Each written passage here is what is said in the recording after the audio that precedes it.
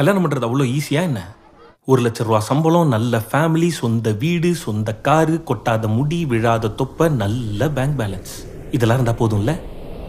இல்ல இல்ல என்னெல்லாம் கேட்பாங்க தெரியுமா? வேலை பார்க்குற இடத்துல இருந்து வேலை பார்க்குற மாதிரி ஒரு வீடியோ மட்டும் எடுத்து அனுப்புங்க. மாப்பிள்ளாலாம் இங்கிலீஷ் பேசுவாங்களா? எனக்கு இந்த பையனை பிடிக்கல. என் பையனை நான் நல்லபடியா பெற்றிருக்கேன். வெயிட் அடிக்கலாமா? எங்க வீட்டுல அடிக்க மாட்டாங்க. நல்லபடியா வளர்த்திருக்கேன். ஆமா, இந்த டேட் தள்ளி போறதுன்னா என்ன?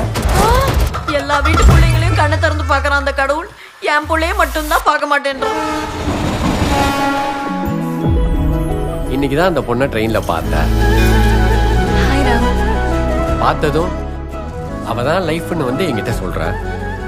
அப்ப சட்டுப்பட்டு ஏதாச்சும் பேசி ஓகே பண்ணி கல்யாணத்தை பண்ணிரு. நான் வந்து உங்களை எனக்கு ஓகே. ஓகேவா?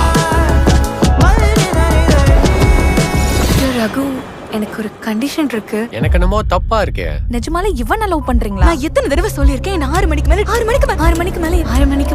மணிக்கு மேல உன்னை யாருமே பார்த்ததில்ல. நீ எங்க போற என்ன பண்றன்னு யாருக்குமே தெரியல. ரொம்ப நாளா என் பின்னாடி தான் சுத்திட்டு இருக்கா. கேட்டா லவ் பண்றேன்றா. ஃப்ரெண்ட் ராம் இருக்கான்ல, நான் நீங்க லவ் பண்றேன்னு உனக்கு தெரியும். என்னை ஏமாத்திட்டாங்க, ஒரு பொண்ணு என்னை ஏமாத்திட்டாங்க டாக்டர். அவனுக்கு லீலானா அவ்வளவு பிடிக்குமா?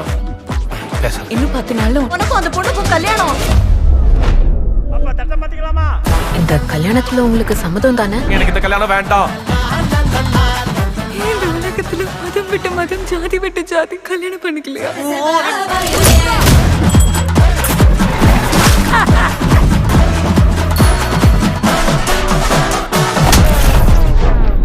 எனக்கு பிடிச்ச ஃப்ரெண்டும் நீதான், எனக்கு பிடிச்ச பாய் ஃப்ரெண்டும் நீதான்.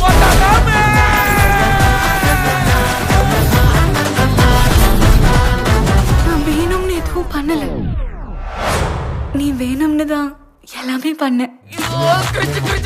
அவளை தூர விட்டுருவேன்.